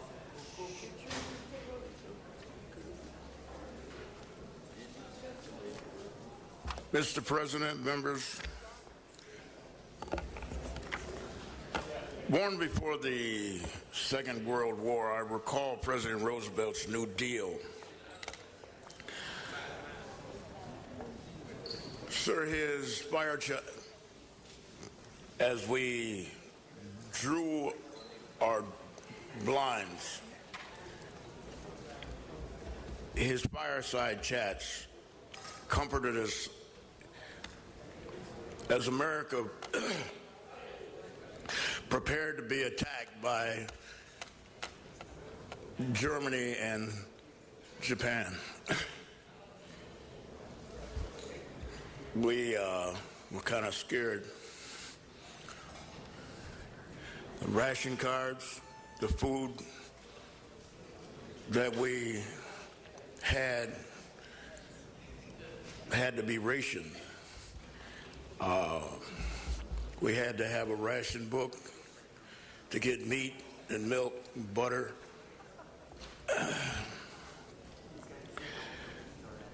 I remember pictures coming from England of Princess Elizabeth as she refused to leave with Mr. President, her father. Pardon me. It doesn't appear he's talking about something within the jurisdiction of the city. Mr. Robinson, find a way back at L.A. real quick. The point is that New Deal of President Roosevelt's was seminal. Today, I believe that we are at that tipping point where we're going to not only succeed, we're going to succeed really greatly economically. The stock market's up over 15,000 points. Thank you, Mr. Robinson. Now I'm going to call on a great professor from Los Angeles City College, Professor Henry Ely. Professor Ely. I know, Ely. I know. I say it wrong. Where are you, Professor? You're going to speak. He filled out a card. He stepped outside. Where did he go? Go get him. Juan, you can speak now. Juan Alcala. Yes. Speak for 3 minutes. You see this little doggy here? Well, dogs are taken care of better than people. And the people that made this dog in Mexico, they barely make any kind of wages. But we treat dogs better than people. Dogs at least get a dog house. People don't get any place to live.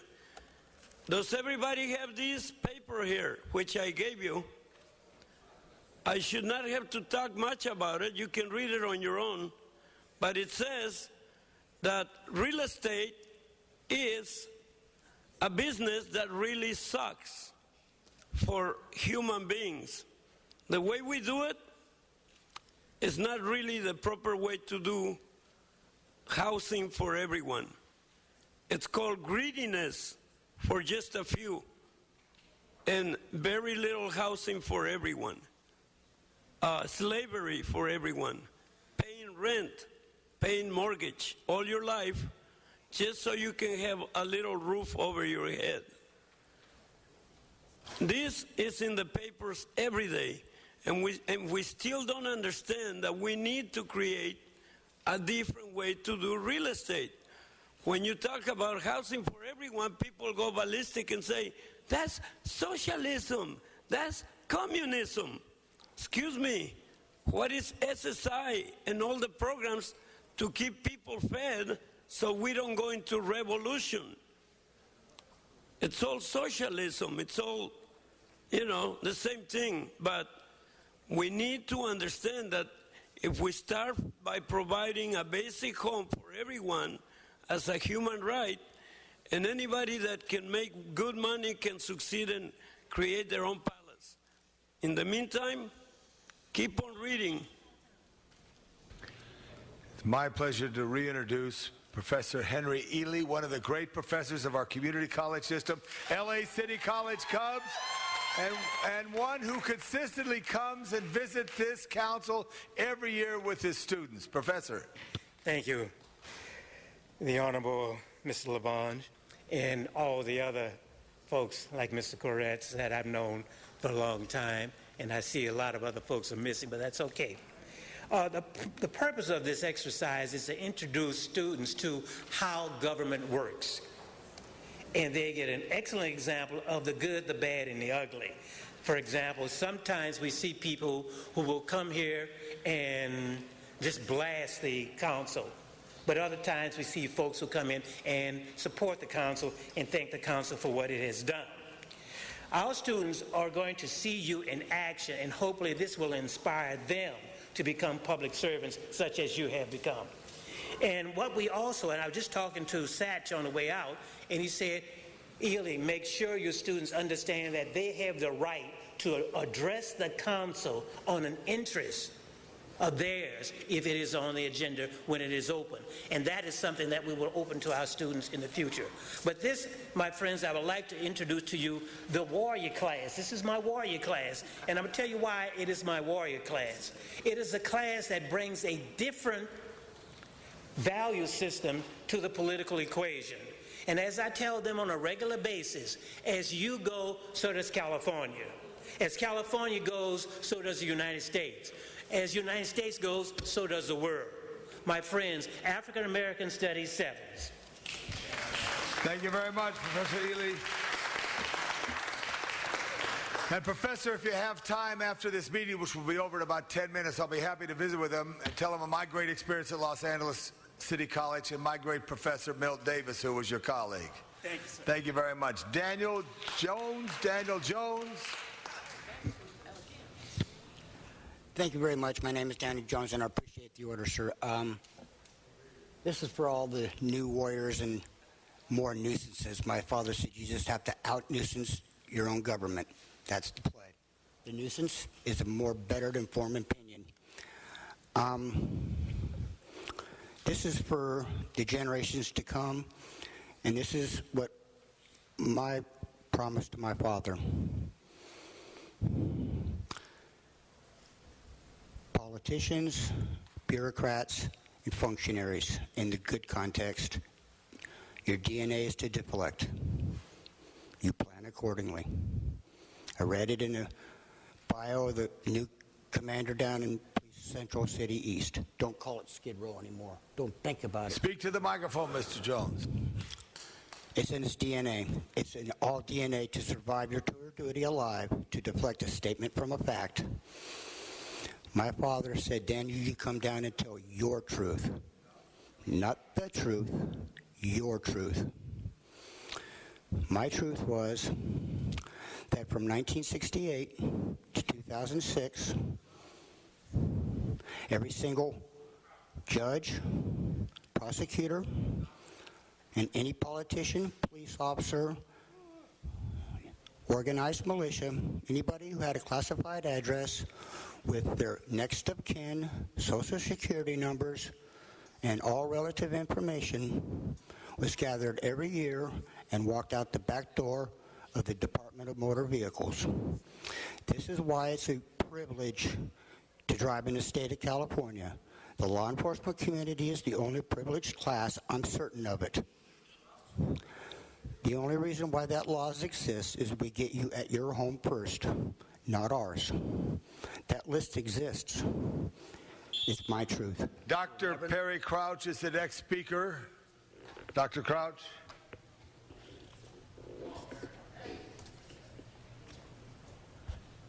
Good morning. I'm not here to beat up on the council. I love y'all, so I'm not here to talk crazy. I want to just talk to our leader, Joe. You're doing an excellent job, and the council president just stopped by to say, you know, we kind of like under siege because we've got new drugs and all this stuff that's coming in our neighborhood in record numbers. We've been able to get them to take the Sudafeds off, and so now you got to get them behind the counter so you can't go with the methamphetamines. But however, my concern is the kind of level of violence that's transpiring even before the holidays. And if you know, right around the corner is the holidays.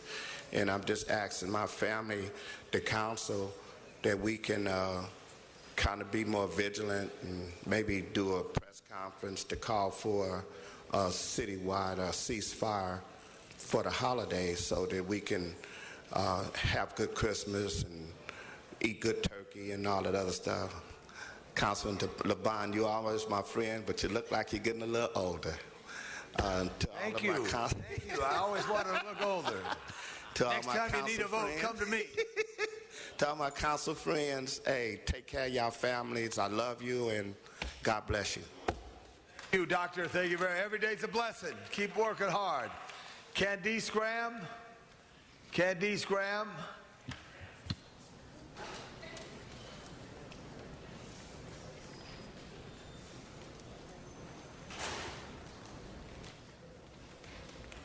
Thank you for having me. I really appreciate it. Thank you, Ms. Labange. Thank you, former and city council members. I'm here because we over 700,000 different properties and parties here in Los Angeles. We have a problem. I have a declaration here about a rogue entity that is actually in existence in Los Angeles. They're harassing, they're using bias tactics, and they're taking your money as city councilmen without you in acknowledgement of it. This declaration says that they're getting together, that they're forming private entities and a housing task force. You're aware of them.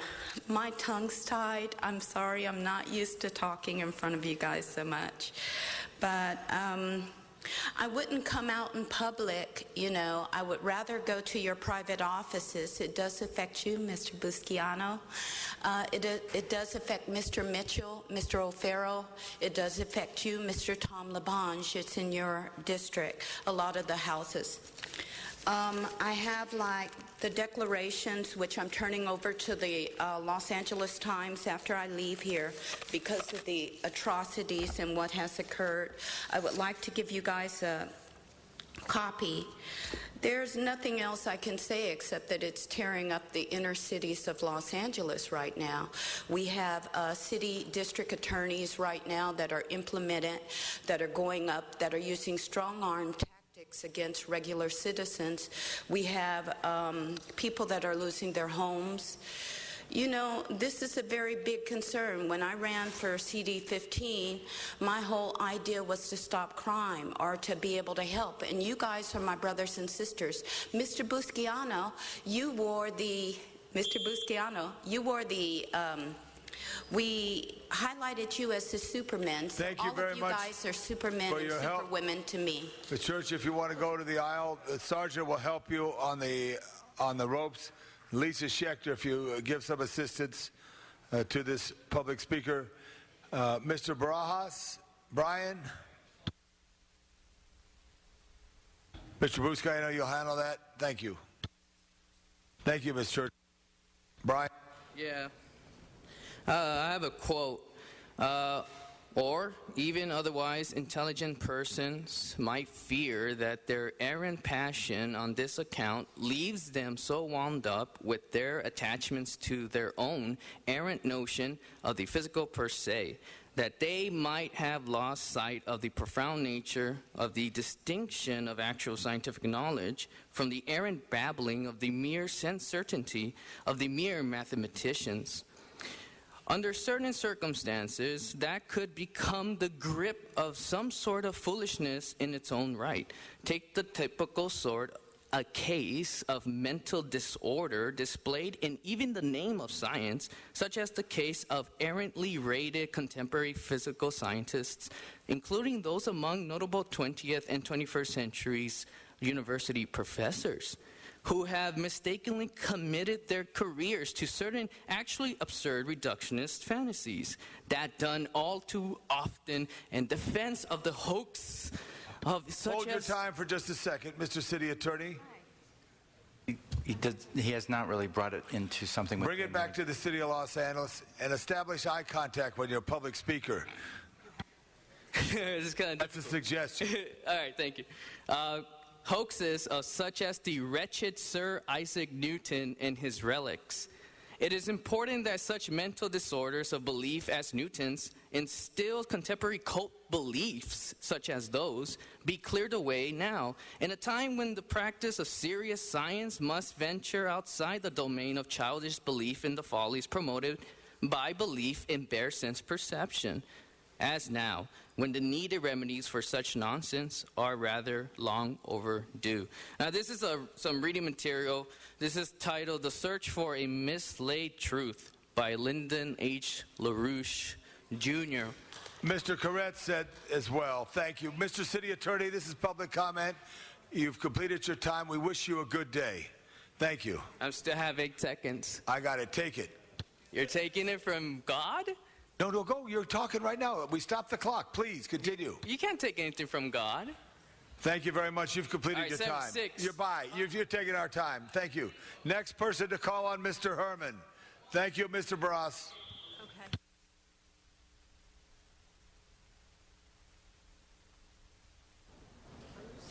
Mr. Corrett? Does not hide behind a Hold mask. on, Mr. Herman. Mr. Herman does not hide behind a mask. Hold on, Mr. Herman. Mr. Corrett.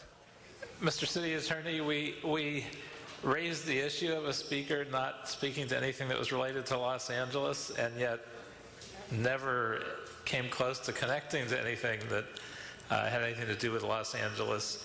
Are we going to actually hold to this, or just mention it to them and let them do it? Let me just tell you what I was doing. I was giving everybody a chance to speak.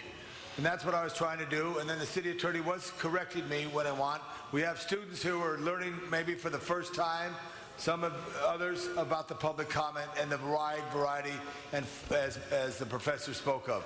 I got your point, Mr. Corrett. Thank you. Mr. Herman.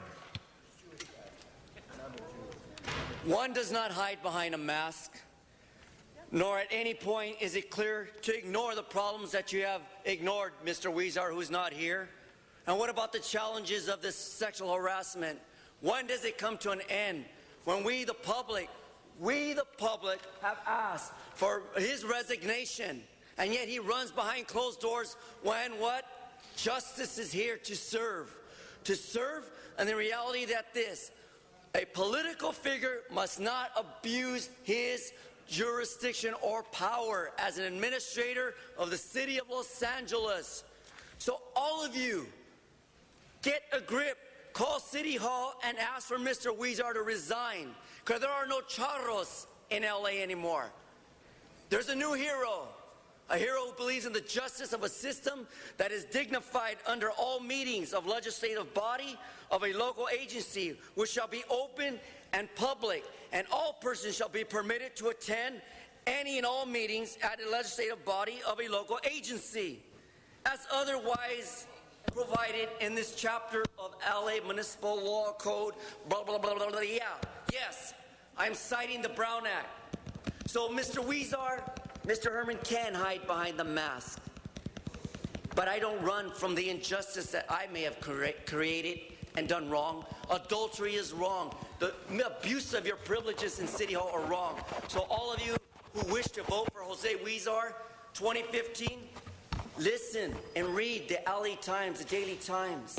It's terrible that we have a political person here abusing the system, and those who use their office, Mr. Englander, for a place of joking, and harassment. Be dignified. Some of you came from LAUSD school district. They are pedophiles like the church. All right, here we go. Completed your time. Mr. Marine, your turn to speak.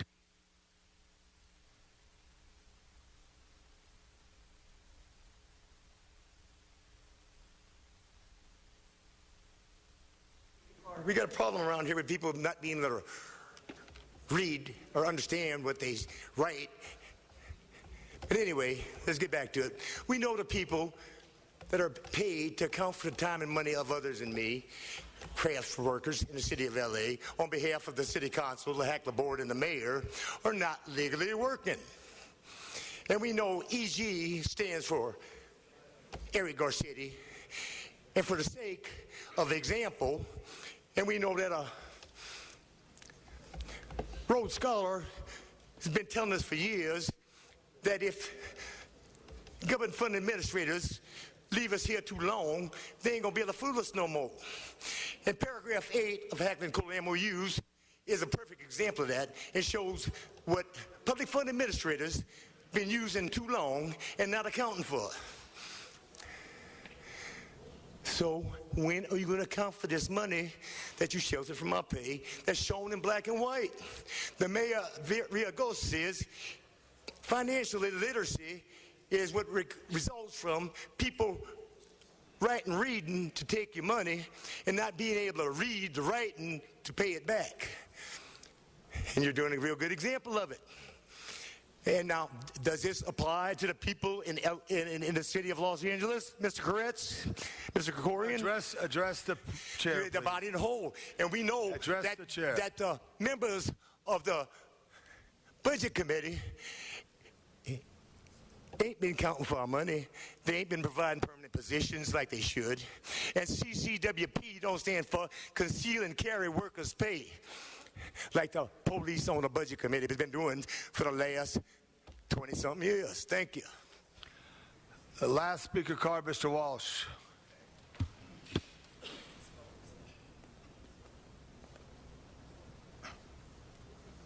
John Walsh, blogging at HollywoodHighlands.org. For the students, the reason they have to listen to us is because 50 years ago, a man named Brown, who was a Speaker of the Assembly, passed this law. They despise this law, okay?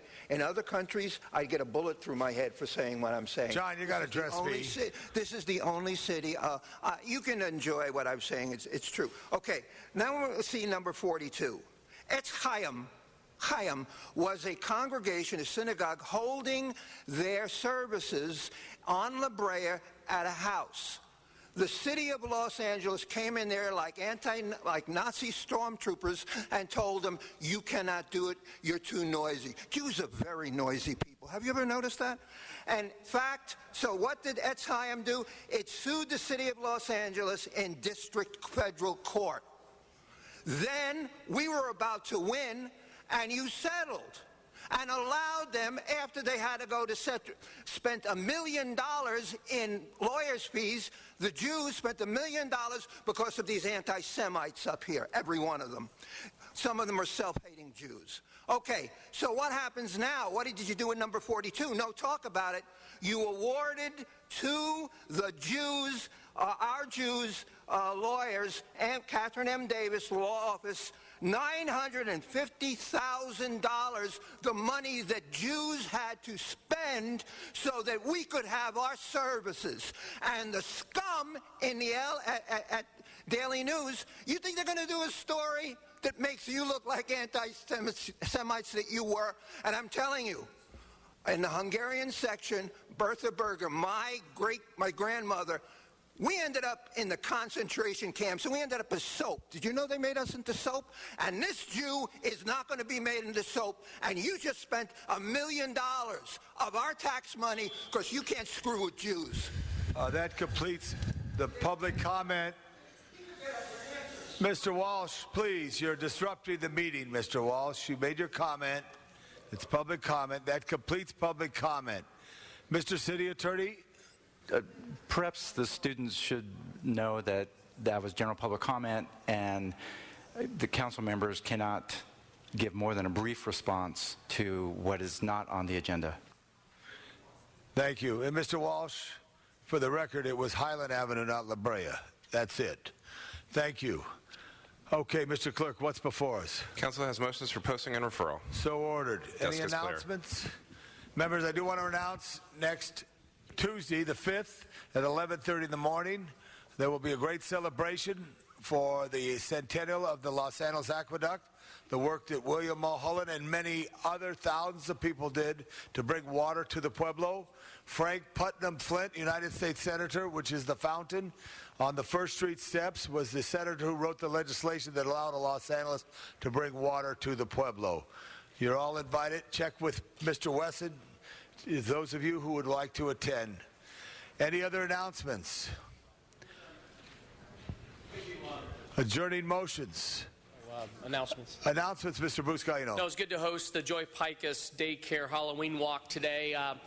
We also, my office created the pumpkin patch. Each child will go home today with a pumpkin. And thank you to all the offices who provided treats for the Joy Picus daycare facility. It's great to know that we can provide a daycare facility for our community members and the city family here within the City Hall. And thank you all for participating. Have a happy and safe Halloween tomorrow. Thank you very much. Safe Halloween. Mr. Englander. Yes, I wanted to stand and let you know that this morning the mayor and I had a press conference. He submitted Executive Order 2, which is the Cyber Intrusion Initiative, to work collaboratively with all the departments to do cyber threat assessments, to look at strengthening our cybersecurity here citywide. And so we brought that in this morning. It was a motion that he and I partnered on in June prior to him becoming mayor, and I'm delighted that the mayor has taken this initiative and run with it and created this network housed under LAPD, which is critically important because we know with certainty, if I could, that the next attack and the next threat isn't coming through LAX, isn't coming through the Port of Los Angeles, it's not walking through a metal detector, and it's not having a background check. It's coming in the dead of night, 24 hours a day, from all over the world, trying to attack our cyber infrastructure. The things that run our critical backbone of this city, from our ADSAC camera systems and our networking systems, our traffic lights, our water treatment facilities, our dispatch centers. And so we now have that up and running, and I wanted to report that. Thank you very much. Any other announcements, members? Please rise for adjourning motions. Students, please rise. At this time, the City Council of Los Angeles ends their meeting in recognition of those who went before us. As we rise with sad news to inform you that Bill Robertson, the beloved Director of Street Services, passed just this day. Bill was with the city over 28 years of great service. Prior to that, he was a United States Marine. And believe it, I believe he went up to Verdugo Hills High, or the Valley guy, lived in the up in the what was the old 1st District, and now it's the 7th District. But he was a tremendous individual who picked up the phone and got it done and motivated his team of people to help the maintenance of the city streets, the cleaning of the city streets. He was loved as a leader, respected by his fellow general managers.